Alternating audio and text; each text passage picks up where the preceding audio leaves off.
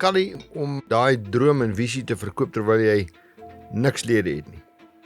Vat so 'n bietjie man op 'n perd. Uiteindelik met jou ondersteuning kon jy begin om jou infrastruktuur te bou, nog personeel aan te stel, hofsaake te begin maak. Ons het selfs hier die Zimbabwe regering op 'n punt saak suksesvol gevoer teen hulle, maar ek dink die grootste krag wat geprojekteer is, en is eintlik die wonderlikheid van die nuwe tegnologie, dat jy eintlik met 'n baie klein groepie wat 'n goeie plan het, en klomp genade en 'n klomp geluk daarbey, kan jy nog 'n groot goed reg kry.